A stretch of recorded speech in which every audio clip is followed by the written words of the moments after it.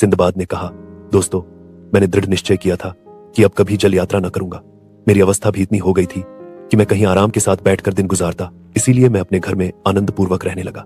एक दिन अपने मित्रों के साथ भोजन कर रहा था कि एक नौकर ने आकर कहा कि खलीफा के दरबार से एक सरदार आया है, वह आपसे बात करना चाहता है। मैं भोजन करके बाहर गया तो सरदार ने मुझसे कहा कि खलीफा ने तुम्हें बुलाया है। मैं तुरंत खलीफा के दरबार को चल पड़ा। खलीफा के सामने जाकर मैंने जमीन चूम कर प्रणाम किया। खलीफा ने कहा, सिंदबाद, मैं चाहता हूं कि सरान द्वीप के बादशाह के पत्र के उत्तर में पत्र भेजूं और उसके उपहारों के बदले उपहार भेजूं। तुम यह सब ले जाकर सरान द्वीप के बादशाह को पहुंचा दो।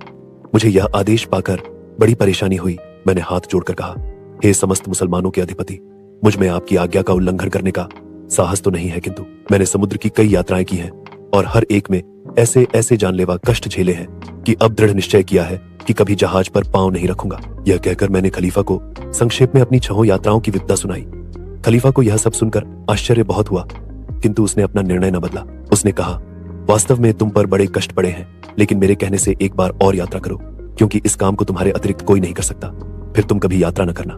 मैंने देखा कि खलीफा अपने निश्चय से हटने वाला नहीं है और तर्क वितर्क से कोई लाभ न होगा, इसीलिए मैंने यात्रा पर जाना स्वीकार कर लिया। खलीफा ने मुझे राह खर्च के लिए 4000 दिनार देने को कहा और कहा कि तुम तुरंत ही अपने घर जाओ और घर की व्यवस्था ठीक करके यात्रा की तैयारी शुरू कर दो। मैं घर जाकर अपने कामकाज को समेटने लगा और यात्रा के लिए तैयारी करके कुछ दिनों के बाद खलीफा के दरबार में जा पहुंचा।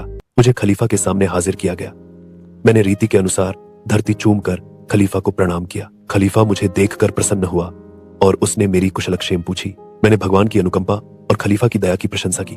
खलीफा ने मुझे 4000 दिनार यात्रा व्यय के लिए दिलाए। मैं खलीफा की आज्ञा अनुसार उसके दिए हुए उपहार लेकर बसरा बंदरगाह पर आया और वहां से एक जहाज लेकर सरान द्वीप को चल दिया। यात्रा निर्विघ्न समाप्त हुई। मैं सूचना देकर सरान द्वीप के बादशाह के सामने गया और अपना परिचय दिया। उसने कहा, हाँ सिंदबाद, मैंने तुम्हें पहचान लिया, तुम कुशल मंगल से तो हो। मैंने बादशाह की न्यायप्रियता और मृदु स्वभाव की प्रशंसा की और कहा कि मैं खलीफा की ओर से आपके लिए कुछ भेंट और एक पत्र लाया हूं। खलीफा ने जो उपहार भेजे थे उनमें अन्य वस्तुओं के अतिरिक्त एक अत्यंत सुंदर लाल रंग का कालीन था, जिसका मूल्य 4000 दिनार था।